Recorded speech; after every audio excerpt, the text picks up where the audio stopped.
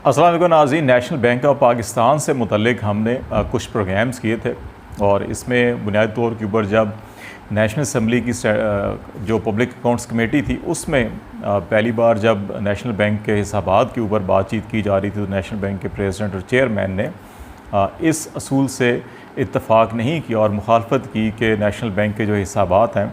वो public accounts committee में पेश किए जाने चाहिए या ऑडिटर जनरल ऑफ पाकिस्तान को वो ऑडिट के लिए पेश किए जाए। उनका हम प्राइवेट फर्म से ऑडिट करवाते हैं और तमाम मामला हमारे ठीक हैं। लेकिन उसके बाद फिर जो ट्रांसपेरेंसी इंटरनेशनल है उसने भी बाज़ मामलात के अंदर जो पेपरा रूल्स की वायलेशंस की गई या किसी को नवाजने की कोशिश की गई और अरबों के ठेके दिए गए, उसके सिलसिले में भी फाइनेंस मिनिस्ट्री को और चेयरमैन नैब को और मुतल्लिका इदारों को खतूत लिखे थे। तो उस तनाज़ुर में हमने मुख्तलिफ़ प्रोग्राम किए। फिर इस दौरान चेयरमैन नेशनल बैंक और प्रेसिडेंट नेशनल बैंक की तकर्री के हवाले से जो इस्लामाबाद हाई कोर्ट में केस चल रहा था उसको चैलेंज किया गया था इनकी तकर्री को, कि कहा गया था कि ये मेरिट के बरक्स हैं और ये इसके अहल नहीं हैं और जो मेयारात होते हैं उनको फॉलो नहीं किया गया, जो अपॉइंटमेंट्स के तरीक़ाकार को फॉलो नहीं किया गया। तो उसमें इब्तदाई तौर के ऊपर इस्लामाबाद हाई कोर्ट ने इनकी तकर्रियों को मुअत्तल भी किया था, लेकिन फिर बाद में डिवीज़नल बेंच में ये अपील गई और उन्होंने उसकी जो गैर कानूनी करार दिया गया था इनकी तकर्री को, उस फ़ैसले को मुअत्तल किया और अभी वो अपील ज़ेर समाअत है। इस सिलसिले में हमने एक प्रोग्राम में एक जुमला बोला था जिसमें ये कह दिया गया जी कि आरिफ उस्मानी साहब जो प्रेसिडेंट है नेशनल बैंक के, उनको बैंकिंग एक्सपीरियंस भी नहीं था, जिस पे वो बड़े नाराज़ हुए। उन्होंने मुझे मैसेज भी किया और अपनी नाराज़गी का इजहार भी किया और अपना CV भी मुझे भेजा कि मेरा ये बड़ा वसी तजर्बा है बैंकिंग का। तो मैंने उसके बाद अपने एक प्रोग्राम में ही कहा था कि हमारा जो मकसद है वो किसी की दिल आज़ारी करना नहीं है, ना किसी के ख़िलाफ़ कंपेन चलाना है, ना किसी के ख़िलाफ़ प्रोपेगेंडा करना है, बल्कि इंसानी हमदर्दी की बुनियाद के ऊपर जो 11,000 पेंशनर्स हैं नेशनल बैंक के, जो बुज़ुर्ग शहरी हैं पाकिस्तान के, जिनको आईन पाकिस्तान और कानून पाकिस्तान जो है वो खसूसी प्रोटेक्शन फ़राहम करता है, उनके हवाले से हमने कुछ प्रोग्राम्स किए थे और उसमें नेशनल बैंक के अपने ही वकला की टीम जो है उन्होंने प्रॉपर रिस्पांस नहीं किया हमें, तो जिसकी बिना पर ये एक जुमला अदा हुआ। लेकिन अगर इससे आरिफ उस्मानी साहब की दिल आज़ारी हुई हो या कुछ भी हो तो हमने उस पर पब्लिकली हमने माज़रत भी की थी। लेकिन दूसरी तरफ आरिफ उस्मानी साहब को मैं एक माकूल इंसान समझता हूँ और मैं समझता हूँ कि अगर वो पढ़े लिखे हैं और दुनिया देखी है, उन्होंने मुख्तलिफ़ ममालिक के अंदर उन्होंने बैंकिंग में काम किया है, यकीनन ये जो जॉब होती है ये पब्लिक डीलिंग की जॉब्स होती हैं, जहाँ पर आप लोगों के अकाउंट्स खोलते हैं, अकाउंट्स को ऑपरेट करते हैं, तो आप PR की बुनियाद के ऊपर ये सारा काम कर रहे होते हैं। तो उनको इखलाकियात का और तमाम अखलाकी अक़दार का जो है कि ज़रूर अंदाज़ा होगा, लेकिन शायद मेरा ये अंदाज़ा कुछ गलत निकला। अभी जुलाई की बात है कि जब इन्हीं प्रोग्राम्स के अंदर मैंने एक तरफ उस्मानी साहब से खुले दिल से एक जुमला बोला था, तो अब मैंने अपनी गलती का इतराफ़ भी किया और माज़रत की। लेकिन मैंने 17 और 18 जुलाई को उस्मानी साहब को 3 क्वेश्चंस भेजे थे और उन्होंने हम आपको स्क्रीन पे दिखाएंगे भी वो क्वेश्चंस भी, और फिर उस्मानी साहब का जो जवाब था उसकी भी आपको हम ये अक्स दिखा रहे हैं स्क्रीन के ऊपर, जो उन्होंने मुझे फिर जवाब दिया और कहा कि वीकेंड है, मैं प्रॉपर्ली इंफॉर्मेशन लेके आपको जवाब दूंगा। तो अभी ये 17, 18 और 19 जुलाई ये 3 दिन के दरमियान ये सारी मैसेजेस जो है हमारे एक्सचेंज हुए, लेकिन पूरा 1 महीना गुजरने को है और अभी तक उस्मानी साहब को उनके HR डिपार्टमेंट ने शायद जवाब नहीं दिया, या जवाब उनके पास पहले ही था लेकिन वो गुरेज़ कर रहे हैं जवाब देने से, क्योंकि शायद वो हक़ाइक़ को फिर छुपाने की कोशिश कर रहे हैं। और अगर फिर कोई ऐसी बात हुई, और इसके अंदर क्योंकि जजों के मामलात हैं, मैंने उनसे ये सवाल ये पूछा था कि जिन जज साहिबान ने आरिफ उस्मानी साहब को और chairman national bank Zubair Soomro साहब को रिलीफ़ फ़राहम किया अदालत में, और उन्होंने उस फ़ैसले को जिसमें इनकी अपॉइंटमेंट्स को गैर कानूनी करार दिया था उसको मुअत्तल करके इनको रिलीफ़ फ़राहम किया फौरी तौर के ऊपर, उन जज साहिबान में से एक जज ऐसे हैं जिनके वालिद मोहतरम जो हैं वो नेशनल बैंक ऑफ पाकिस्तान के लीगल एडवाइज़र रहे हैं या इस वक्त भी लीगल एडवाइज़र हैं। उनका नाम फ़ारूक मेहता है। क्या ये बात दुरुस्त है या गलत है? एक सवाल ये था।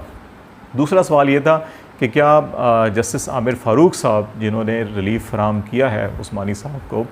और सोमरो साहब को, क्या आमिर फ़ारूक साहब भी जज बनने से पहले नेशनल बैंक की जो लीगल टीम थी या लीगल एडवाइज़र थे उनमें शामिल रहे हैं या नहीं रहे। और मेरा एक और सवाल ये था कि chief justice of Pakistan justice Gulzar Ahmed साहब जज बनने से पहले क्या नेशनल बैंक ऑफ पाकिस्तान के मुख्तलिफ़ मुकदमात में कौंसल रहे हैं या नहीं रहे। और बाज़ लोगों का ये कहना है कि जस्टिस गुलजार साहब के साहबजादे जो हैं उनको नेशनल बैंक में मुलाजमत दी गई है, कि ऐसा दुरुस्त है या नहीं है। ये मैंने उनसे सवालात पूछे थे, लेकिन 1 माह से ज़्यादा अरसा गुजर चुका है, लेकिन आरिफ उस्मानी साहब ने जिन्होंने कमिटमेंट की, वादा किया और तहरीरी तौर पे वादा किया कि वो मुझे ये इन्फॉर्मेशन फराहम करेंगे, लेकिन वो 1 माह गुजरने के बाद भी अपने जो वादा है उसको मुकम्मल नहीं कर रहे और तकमील नहीं कर रहे। मेरा ख़्याल है कि इसके बाद जो पेंशनर्स एक्शन कमेटी की राय है, उन्होंने क्योंकि उस्मानी साहब ने मुझे ये भी कहा था कि जो इनका मामला है पेंशनर्स का, वो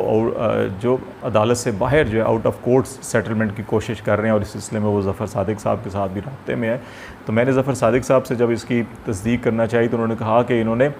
मुझे चंद हफ़्ते पहले जो है एक मैसेज किया था, लेकिन उसके बाद कोई बात दोबारा नहीं हुई। मैं बार बार उनको मैसेजेस कर रहा हूँ, कॉल कर रहा हूँ, लेकिन वो प्रॉपर रिस्पांस नहीं दे रहे। तो अभी ज़फ़र सादिक साहब से दोबारा मैंने पूछा तो उन्होंने कहा कि उन्होंने 30 जुलाई को बाकायदा तौर के ऊपर एक तहरीरी ख़त भी आरिफ उस्मानी साहब को लिखा, जिसके अंदर जो पेंशनर्स की सारी सूरत हाल है उसका इजहार किया गया कि 11,000 पेंशनर्स जो हैं वो इस वक्त मुतासरा अफराद हैं और जो 3300 बेवा ख़वातीन हैं जिनके जो पेंशनर्स हज़रात थे नेशनल बैंक के वो फोत हो चुके हैं, वो भी कसम पुरसी के आलम में ज़िंदगी गुजार रहे हैं। और जो हेयरिंग इस मुकदमे की हो रही है और जब से रिव्यू पिटिशन बैंक की जो है कि वो इल्तवा में पड़ी हुई है, इस इल्तवा की मुद्दत के दरमियान 470 जो पेंशनर हैं मज़ीद जो है कि वो अपनी जान की बाजी हार चुके हैं इस इंसाफ की जो जद्दोजहद में। तो इस सूरत हाल के अंदर उन्होंने कहा कि इस ख़त में उन्होंने 3-4 जो हैं वो अपील्स की हैं प्रेसिडेंट से। एक तो ये कि अपनी जो ये रिव्यू पिटिशन है इसको विड्रॉ करें, और दूसरा जो पार्लियामेंट ने 2010 से और अभी भी जो पार्लियामेंट में जो हर साल बजट पेश होता है और उसके अंदर जो इंक्रीज़ किया जाता है पेंशन्स का, वो जो है कि वो लागू करें इन पेंशनर्स के लिए भी जो नेशनल बैंक के पेंशनर्स हैं। और फिर जो मेडिकल फैसिलिटीज़ हैं जो 5 नवंबर 2020 का जो बैंक का अपना डिसीजन है उस पर अमल दरामद करके जो मेडिकल फैसिलिटीज़ हैं वो बहाल की जाएँ। तो ये 30 जुलाई को ख़त लिखा गया, लेकिन इसको भी 3 हफ़्ते गुजर चुके हैं, लेकिन बैंक की तरफ से कोई जवाब नहीं दिया गया। और उनका ये कहना था कि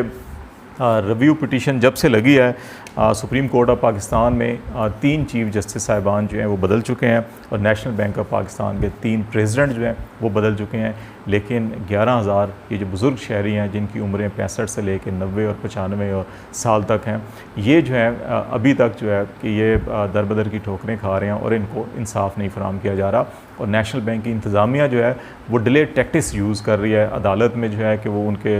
एक ऐसे वकील हैं जो बिल्कुल बीमार और लागर हैं, जो वीडियो कॉन्फ्रेंस के ऊपर भी जो है कि ज्वाइन नहीं कर सकते, और बैंक उन्हीं को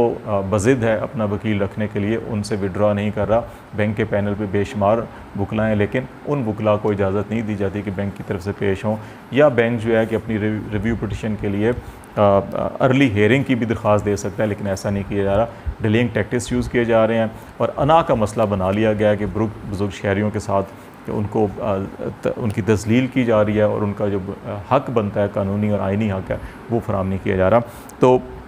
मेरी आरिफ उस्मानी साहब से यही गुजारिश है कि वो अपने नाम के साथ जो है कि एक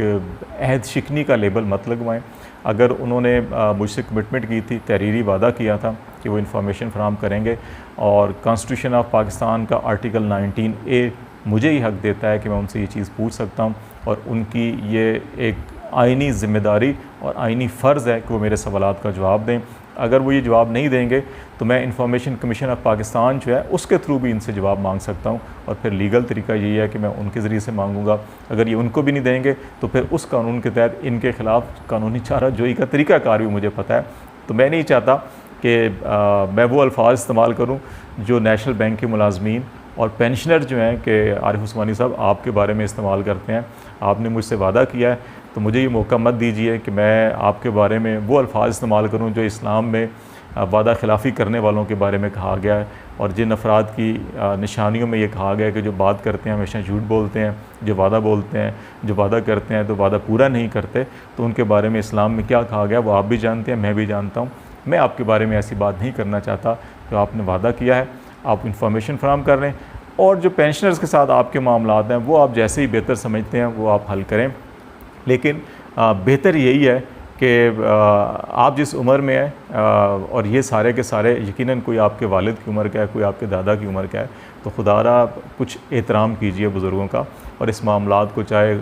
आउट ऑफ कोर्ट सेटलमेंट करना चाहे करें, या अदालत के अंदर भी इसकी अर्ली हियरिंग करके सेटलमेंट की जा सकती है, तो इस मामले को ख़त्म किया जाए। और जो मेरे सवालात हैं मुझे उनका इंतज़ार रहेगा, मैं उनके जवाब के बगैर आपकी जान नहीं छोड़ूंगा, और बार बार आपको याद दहानी कराता रहूँगा, आपको मैसेजेस भी करता रहूँगा, और पब्लिकली प्रोग्राम के अंदर भी याद दहानी कराता रहूँगा। और उम्मीद है कि आप अपने आप को उन अल्फाज के साथ नहीं पुकारा जाना पसंद करेंगे जो इस्लाम ने जिनके बारे में ये कहा है कि जो बात करते हैं तो झूठ बोलते हैं और वादा करते हैं और वादा खिलाफ़ी करते हैं। तो यकीनन आप अपने अमल से साबित कीजिए कि आप वो नहीं है जिनके बारे में कुरान की आयत और हदीस में कहा गया है कि ये लोग ऐसे होते हैं। तो मेरे सवालात अभी भी कायम हैं और मैं आपका मुंतज़िर रहूँगा। और ये सवाल जो है कि मैं अदालत के रजिस्ट्रार से भी पूछ सकता हूँ कि जनाब आपके बारे में या आपके मुअज़्ज़ज़ जज साहबान के बारे में ये एक राय पाई जाती है, तो इसके ऊपर जो है जवाब दिया जाए, क्योंकि बैंक के सदर साहब जो है इनकार कर रहे हैं। तो मुझे इंतज़ार रहेगा आपका जवाब का, और उम्मीद है कि आप पेंशनर्स के मामलात को हल करने के लिए भी संजीदा कोशिशें करेंगे।